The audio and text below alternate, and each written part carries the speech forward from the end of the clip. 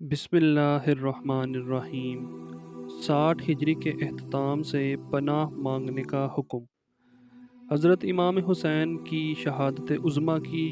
یہ ایک منفرد خوبی ہے کہ حضور نبی اکرم صلی اللہ علیہ وسلم نے اس کی تفصیلات بہت پہلے ہی بتا دی تھی، جس کے جزیات سے اہل بیت واقف ہو چکے تھے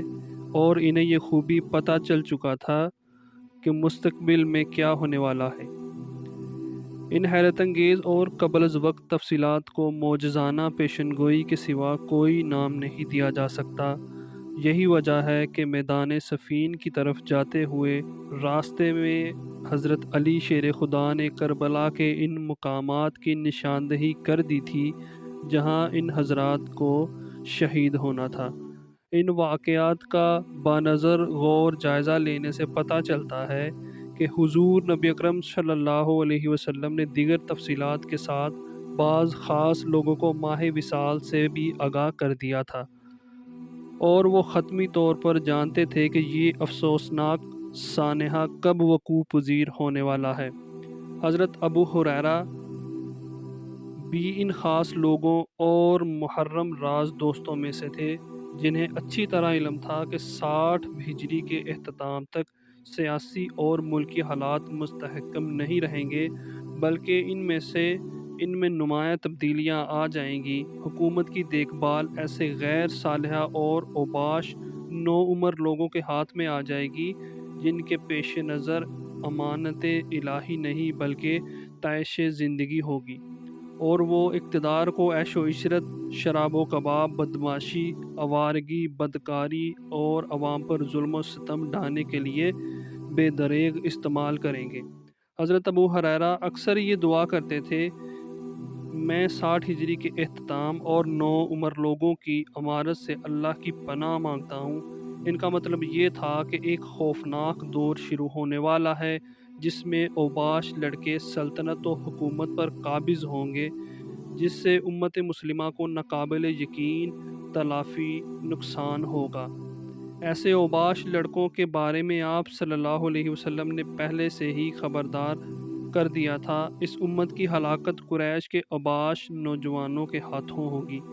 بے شک میری امت میں جھگڑا و فساد بے وقوف اوباش نوجوانوں کے ہاتھوں برپا ہوگا۔ حضرت ابو ہریرہ نے ایک اور روایت میں فرمایا کہ حضور صلی اللہ علیہ وآلہ وسلم نے فرمایا، اہل عرب کے لیے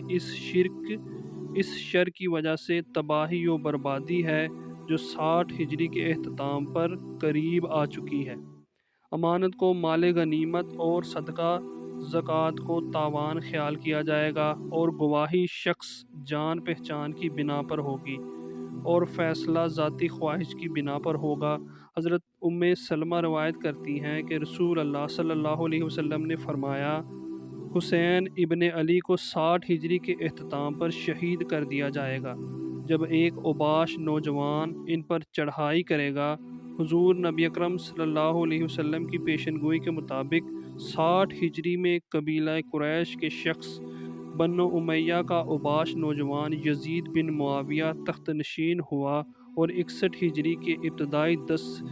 دنوں میں سانحہ کربلا پیش آیا، جس کا واضح مطلب یہ ہوا کہ حضور صلی اللہ علیہ وسلم نے یزید کی حکومت سے پناہ مانگنے کا حکم فرمایا تھا، اور بتا دیا تھا کہ یہی وہ شخص ہوگا جو اہل بیت کے خون سے ہاتھ رنگے گا۔ اس لیے حضور صلی اللہ علیہ وسلم کے حکم کی پیروی میں حضرت ابو ہریرہ یزید کی نوخیز اور لاابالی حکومت اور اس کے ظلم و ستم سے بھرپور دور سے پناہ مانگا کرتے تھے۔ آپ کی دعا قبول ہوئی اور آپ 1 سال پہلے ہی فوت ہو گئے۔ یزید کی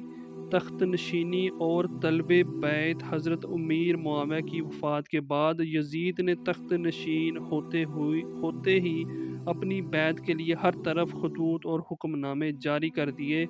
اس وقت مدینہ منورہ کے گورنر ولید بن عقبہ تھے۔ اس کو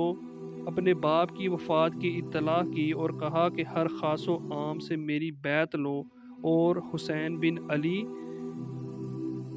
عبداللہ بن زبیر اور عبداللہ بن عمر سے پہلے میری بیعت لو، اور ان سب کو ایک لمحے کی بھی مہلت نہ دو۔ کیونکہ یہ امت مسلم کی ایسی بلند پایہ شخصیات ہیں جن سے یزید کو اندیشہ تھا کہ کہیں ان میں سے کوئی فرد خلافت کا دعویٰ نہ کر دے۔ اس لیے یزید کے لیے اپنی حکومت کی مضبوطی کے لیے ضروری تھا کہ وہ ان حضرات سے بیعت لے، لہٰذا اس نے تخت نشین ہوتے ہی مدینہ کے گورنر ولید بن عقبہ کو اپنے باپ حضرت امیر معاویہ کی وفات کی خبر کے ساتھ ہی یہ حکم نامہ جاری کر دیا کہ حضرت امام حسین رضی اللہ عنہ، حضرت عبداللہ بن عمر رضی اللہ عنہ اور حضرت عبداللہ بن زبیر سے میرے حق میں بیعت لو، اور جب تک وہ میری بیعت نہ کریں انہیں ہرگز مت چھوڑو۔